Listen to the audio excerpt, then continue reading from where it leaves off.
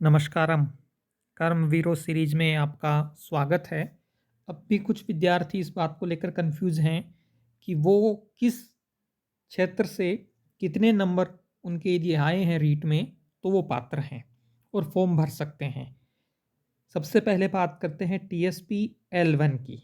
कुल पद हैं 3560। टीएसपी में L1 के 3560 पद हैं। यदि आप अनारक्षित और सामान्य वर्ग के अभ्यर्थी हैं तो 90 नंबर यदि आपके रीट में हैं तो आप टीएसपी क्षेत्र से L1 का फॉर्म भर सकते हैं। यदि आप टीएसपी क्षेत्र के मूल निवासी हैं तो यहाँ बात केवल टीएसपी क्षेत्र के मूल निवासियों की हो रही है। यदि आप अनुसूचित जाति अर्थात एससी से हैं और 83 नंबर हैं तो आप फॉर्म भर सकते हैं। यदि आप एसटी से हैं, अनुसूचित जनजाति, और टीएसपी क्षेत्र से हैं, यदि आपके रीट में 54 नंबर आए हैं तो आप फॉर्म भर सकते हैं। 4 नंबर का पॉइंट है समस्त श्रेणी की विधवा और परित्यक्ता महिलाएं, भूतपूर्व सैनिक। ये समस्त श्रेणी है इसमें, चाहे जनरल विधवा हो, ओबीसी विधवा हो, एससी हो, एसटी हो, परित्यक्ता हो, भूतपूर्व सैनिक हो। 75 नंबर रीट में है तो आप फॉर्म भर सकते हैं। निःशक्त जन अर्थात दिव्यांग श्रेणी के विद्यार्थी जिनके 60 नंबर आए हैं वो किसी भी श्रेणी के हों वो फॉर्म भर सकते हैं, लेकिन यहाँ शर्त एक ही है कि टीएसपी क्षेत्र के आप मूल निवासी होने चाहिए। अब आते हैं नॉन टीएसपी L1। इसके लिए क्या नियम है? 11,940 पद हैं। सबसे पहले जो अनारक्षित और सामान्य वर्ग 90 अंक, ईडब्ल्यूएस, ओबीसी, एमबीसी, एससी और एसटी इन सब के लिए है 83 नंबर रीट में।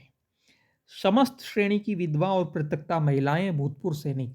यहाँ समस्त श्रेणी का मतलब हो गया चाहे वो राजस्थान का मूल निवासी हो, चाहे बाहर का हो, कहीं का भी हो, विधवा हो, विधवा, उसके बाद में परित्यक्ता अर्थात डाइवोर्सी, और भूतपूर्व सैनिक।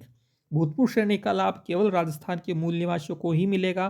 बाकी भूतपूर्व सैनिक यदि किसी अन्य राज्य का विद्यार्थी है तो वो भूतपूर्व कोटे का लाभ नहीं ले पाएगा। हाँ, जनरल कैटेगरी से वो फाइट कर सकता है। तो इनके लिए चाहिए 75 अंक। यदि आप दिव्यांग हैं, किसी भी श्रेणी से हों, 60 अंक यदि आपके हैं रीट में तो आप फॉर्म भर सकते हैं। और शहरिया आदिम जाति वर्ग जो केवल 12 जिले के मूल निवासी यदि कोई हैं तो उनके 36 अंक हैं तो आप नॉन टीएसपी की 11,940 पदों पर L1 के लिए आवेदन कर सकते हैं। अब आते हैं टीएसपी L2। इसमें वही विद्यार्थी फॉर्म भर पाएंगे इन 2,635 पदों पर जो टीएसपी क्षेत्र के मूल निवासी हैं, जिनका मूल निवास टीएसपी का है। यहाँ देख पा रहे होंगे 90 नंबर है। फिर अनुसूचित जाति के लिए वही 83 नंबर, अनुसूचित जनजाति के लिए 54 नंबर।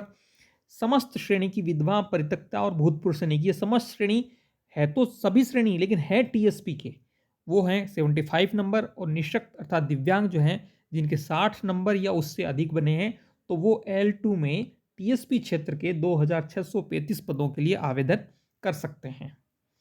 अब आते हैं अगला नॉन टीएसपी L2 जिसमें 13,865 पद हैं। इसमें सामान्य श्रेणी के लिए वही 90 अंक, ईडब्ल्यूएस, ओबीसी, एमबीसी, एससी और एसटी इसके लिए है 83 नंबर रीट में। समस्त श्रेणी की विधवा, परित्यक्ता महिलाएं और भूतपूर्व सैनिक। या समस्त श्रेणी का मतलब है सभी कैटेगरी की, कोई भी हो, विधवा किसी भी कैटेगरी की है तो 75 नंबर। निःशक्त श्रेणी अर्थात दिव्यांग जो हैं उनके 60 नंबर हैं। दिव्यांग महत्वपूर्ण है, वो जनरल, ओबीसी, एससी, एसटी ये कोई मायने नहीं रखता, दिव्यांग श्रेणी है और 60 नंबर उनके बने हैं, वो फॉर्म भर सकते हैं। शहरिया आदिम जाति वर्ग जो 12 जिले से संबंधित है, केवल उसमें 36% चाहिए, 54 नंबर यदि रीट में आए हैं तो वो फॉर्म भर सकते हैं। एक विद्यार्थियों का सवाल और था कि सर हमने एक बार फॉर्म भर दिया है, अब हम उसी विषय का दोबारा फॉर्म भरना चाहते हैं तो वो फॉर्म नहीं भरा जा रहा। मुझे लगता है उसके पीछे रीजन ये कि आपको एसएसओ जो आईडी है वो एसएसओ आईडी आपको नहीं बनानी होगी, तब आप उसी विषय से पुनः फॉर्म भर पाएंगे।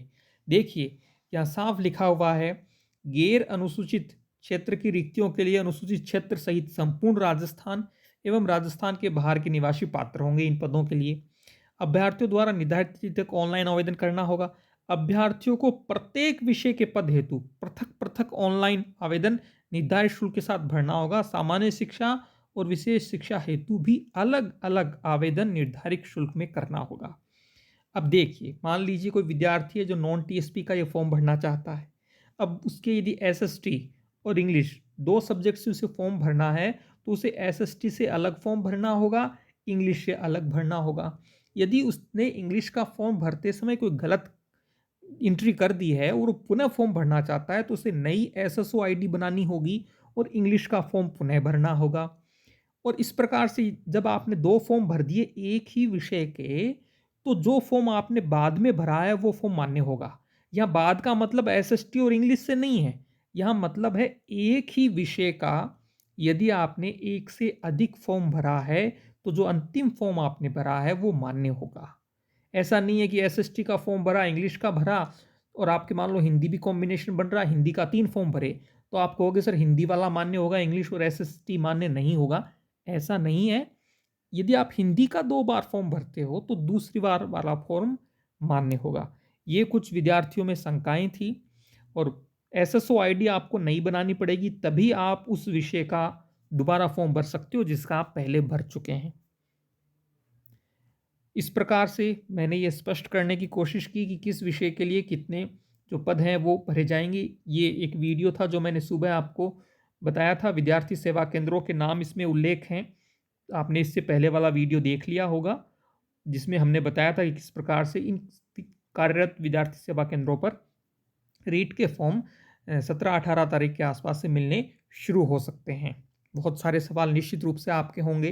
पुनः कहूँगा, बहुत ही ठंडे दिमाग से, पूरी सावधानी से, धैर्य के साथ आप फॉर्म भरें, फॉर्म को गलत नहीं करें।